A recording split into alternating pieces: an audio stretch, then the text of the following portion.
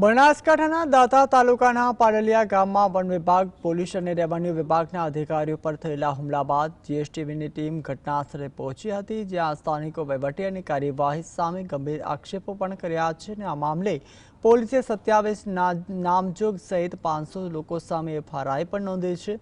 જ્યારે પોલીસનો મોટો કાફલો ગામમાં પહોંચી પંચનામું અને કોમ્બિંગ માટે પહોંચ્યો છે, ત્યારે ગ્રામજનોએ આ સમગ્ર ઘટના સામે વહીવટીતંત્રની પત્નીની જવાબદાર પણ ગણાવી છે।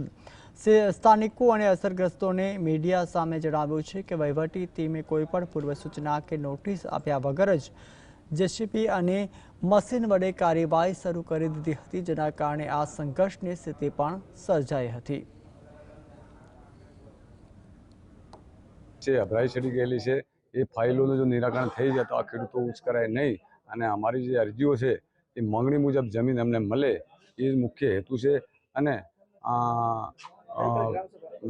ગ્રામસભામાં પણ અમારી કમિટી રચેલી છે, મંત્રી પ્રમુખની કમિટી રચેલી છે, એમને પણ જાણ કર્યા વગર આ લોકો પ્લાન્ટેશનની શરૂઆત કરે છે। અને જે હમણાં એક રોડી બેનને જે ઘર પાડી નાખશે, એને જે 40-50 વર્ષથી રહેવા છતાં એનો કૂવો પણ જે ડોળવી નાખ્યો છે। તો આ થોડું બહુ એ બેનને પોતાનું ગુજરાન ચલાવતા હતા, તો એ બેનને મુશ્કેલ પડે તેવું છે।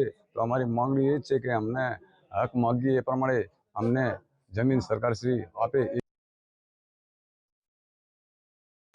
અમારા આગેવાનને પૂછો, પણ જંગલ ખાતાએ કે પોલીસ કર્મીએ કોઈ સાંભળ્યા વગર ગામના આગેવાનોને જે મુખિયા હતા એમને પકડીને મારવાનું ચાલુ કર્યું, જેના લીધે 1 કલાક દોડાઈને મારીને માર્યા હતા, જેના લીધે આદિવાસીઓ ઉશ્કેરાઈ અને પથ્થરમારો કરે છે।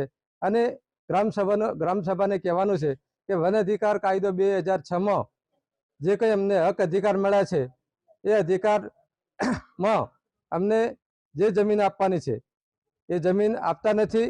અને માન્ય કલેક્ટરશ્રીને, પ્રાંત સાહેબને, મામલતદાર સાહેબને વર્ષમાં 1-2 વાર અમે આગેવાન તરીકે આ વિસ્તાર તાલુકા વતી અમે આયોજન પણ આપેલું, આવેદનપત્ર પણ આપેલા છે, પણ અમારું કોઈ સાંભળતું નથી।